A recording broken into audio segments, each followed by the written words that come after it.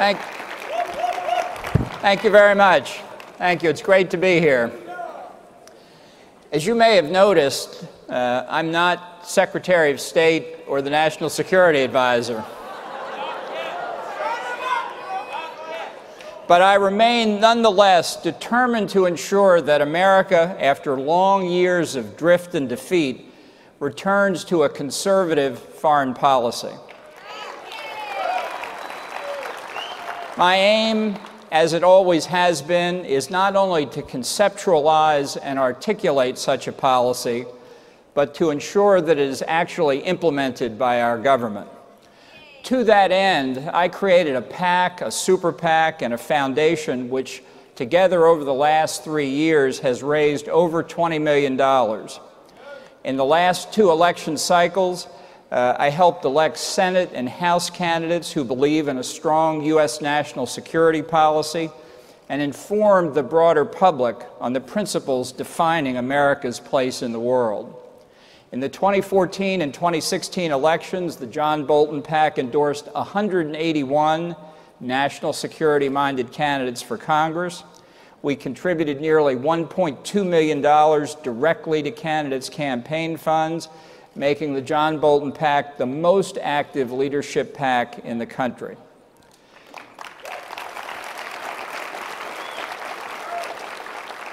The John Bolton Super PAC launched 6 major independent expenditure campaigns, spending over $8 million in innovative digital ad campaigns that for the first time successfully used advanced psychographic data modeling to target and turn out voters. With over 117 ads produced and 66 million views of Bolton Super PAC content, our efforts drove the national security campaign debate. And we will continue to expand our activities in 2018 in order to achieve a filibuster-proof national security majority in the Senate. And you can go to boltonpac.com for more information. Now, on substantive policy, conservative foreign policy has never been determined by the idiosyncratic actions or decisions of individual political leaders, whether in the legislative or the executive branch. Instead, our foreign policy has always rested on the bedrock principle of protecting our constitutional system from foreign threats and ideologies and protecting vital American interests around the world. By analogy, in the judicial sphere, conservatives insist that judges look to the Constitution's original meaning in shaping their decisions. So too in national security, our worldview rests on the exceptionalism of America.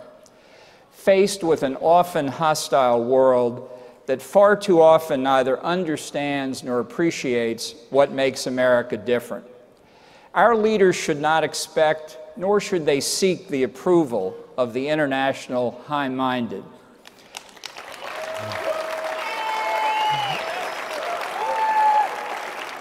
We are not looking to be part of an international world order, such as that imagined by today's equivalent of the World Federalist or many in the European Union.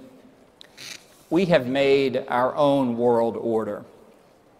And what I want to do today briefly is talk about, in a few key areas, the specific things I think the Trump administration should do going forward, not reviewing the past 8 years, which would take far too long, but talking specifically about what we need to do going ahead in a few key areas. Number one, dealing with radical Islamic terrorism around the world. President Trump has instructed the Pentagon to come up with a new war plan to deal with ISIS in the Middle East, and key to that plan has to be that we move to destroy ISIS as rapidly as possible, but in a way that minimizes the upside for Iran and its allies in that conflict. This is the precise opposite of the Obama approach. In any complex multi-party military conflict such as this is, destroying one party advantages everyone else.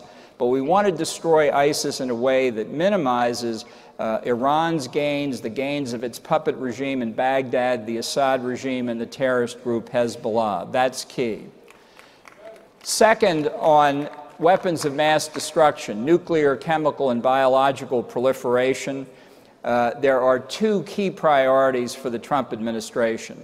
First, with respect to Iran and its support for international terrorism and its nuclear weapons program, candidate Trump described everything that was wrong with Barack Obama's nuclear deal with Iran. He was very firm on the subject, and he should abrogate that deal, end that deal as soon as possible.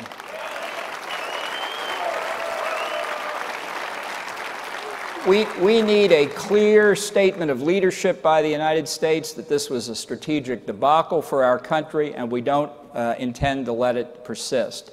And on Korea, the other major nuclear proliferation threat, we need to pressure China on Korean reunification, to eliminate the regime in North Korea, and to apply its unique power to stop Kim Jong-un from nuclear terrorism around the world.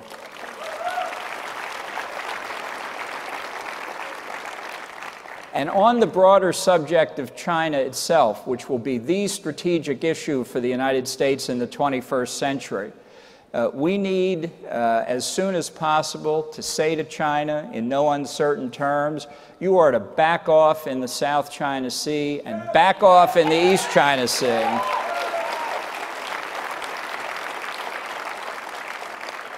We should not tolerate China making a province out of the South China Sea. We should not see them interfere in free navigation of international waters or pressuring our friends in the region and endangering the economies of key allies like South Korea, Japan, and Taiwan. And on Taiwan itself, we should also make it clear that the notion that there is ever going to be reunification between China and Taiwan without the express, overwhelming consent of the Taiwan people is never going to happen.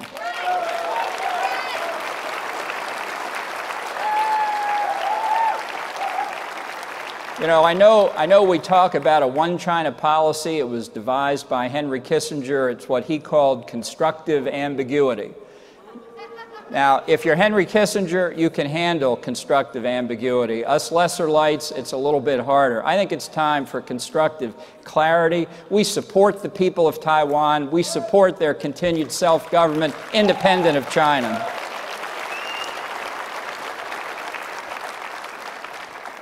Now, on the subject of Russia, the media love to comment about what President Trump has said about Vladimir Putin and about a variety of other things in that relationship. What they leave out, typical of the political mainstream press, because they can't handle substance, they leave out substance. So let's look at what President Trump has already said about our relations with Russia when it comes to the disastrous Obama administration New START strategic arms treaty. He has said this is a badly negotiated, one-sided treaty that gives Russia a decided advantage that we didn't have to give away, but which the Obama administration did.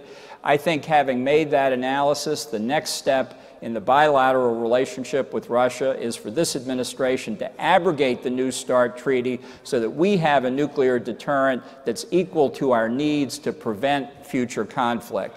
That would be a signal to Vladimir Putin. And while we're on the subject, you may have noticed that Russia has again violated the 1987 INF treaty, which limits intermediate-range nuclear missiles. You know, there's only one country in the world that's bound by this treaty. China's not bound by it. North Korea and Iran aren't bound by it. Theoretically, Russia is, but they don't pay any attention to it. There's only one country that can't build intermediate-range nuclear forces, and that's us. What sense does that make? I think President Trump should say to Vladimir Putin, you either bring Russia back into compliance with the INF treaty, or we're going to get out of that one, too. And then the final point is protecting American sovereignty against the pressures of global governance. We see this in many, many fields, in the question of gun control and environmental issues and right-to-life issues. People are constantly trying to make decisions for us. And just like the citizens of Britain voted to leave the European Union this past June, we have to fight for American sovereignty. And here's the principle that the Trump administration should announce. On this earth, for Americans, there is no authority higher than the U.S. Constitution.